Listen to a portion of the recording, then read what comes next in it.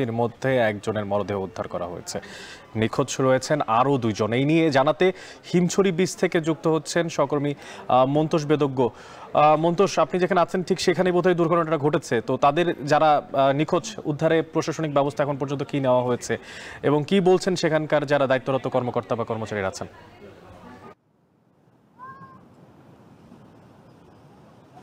অনেক এই মুহূর্তে এখানে ফায়ার সার্ভিসের একটি টিম এই স্থানে রয়েছে। মূলত সকালে ঠিক এই জায়গাটিতে অর্থাৎ হিমছড়ির যে প্যাচারদ্বীপ এলাকা রয়েছে এই জায়গাটিতে দুর্ঘটনাটি ঘটে এবং ৩ জন শিক্ষার্থী সাগরের স্রোতে ভেসে গিয়েছে এবং এর মধ্যে একজনের সাতমান রহমান শাবাব নামে এক শিক্ষার্থীর মরদেহ সকালে উদ্ধার করা হয়েছে। বাকি দুজন আসিফ আহমেদ এবং অরিত্র হাসান, এই দুজনের মরদেহ কিংবা জীবিত বা মৃত অবস্থায় কিন্তু তাদের এখন পর্যন্ত উদ্ধার করা সম্ভব হয়নি। তবে এখানে যারা ফায়ার সার্ভিস কর্মীরা রয়েছেন তাদের সাথে আমরা কথা বলেছি। তারা যেটি বলছেন যে যেহেতু একটি দীর্ঘ সময় পার হয়ে গিয়েছে, সকাল গড়িয়ে বিকেল হয়েছে, এই যে দীর্ঘ সময় এখানে এই মুহূর্তে এসে আসলে তাদেরকে জীবিত ফিরে পাওয়ার যে সম্ভাবনা সেটি খুবই ক্ষীণ। তারপরও তারা আসলে সৈকতের বিভিন্ন পয়েন্টে তারা খোঁজাখুঁজি করছেন। সকালে আমরা দেখেছি ফায়ার সার্ভিসের টিমের সাথে এখানে যারা ট্যুরিস্ট পুলিশের সদস্য রয়েছে, কোস্টগার্ড ছিলেন এবং এর বাইরে কক্সবাজার সৈকতে যারা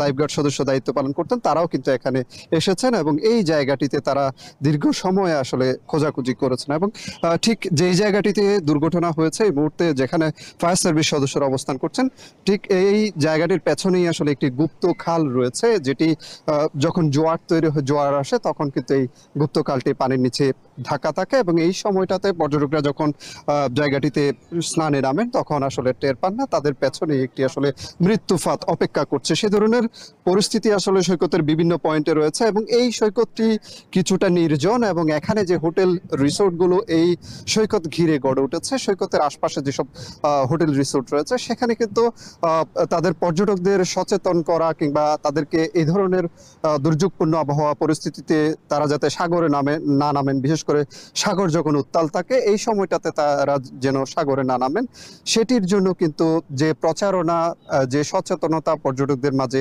তৈরি করা দরকার সেটি কিন্তু তারা করছেন না, এমনটাই এখানে স্থানীয়রা এবং এখানে যারা পর্যটক রয়েছেন কিংবা প্রশাসনের যারা রয়েছেন তারা আমাদেরকে জানিয়েছেন। অর্থাৎ হোটেল রিসোর্টগুলো কিন্তু তাদের সেই দায়িত্বটি পালন করছে না। অনেক এই ছিল কক্সবাজার থেকে সবশেষ। কক্সবাজার থেকে যুক্ত ছিলেন সহকর্মী মন্তোষ বেদজ্ঞ, জানাচ্ছিলেন সেখানকার দুর্ঘটনা এবং উদ্ধার অভিযানের সবশেষ।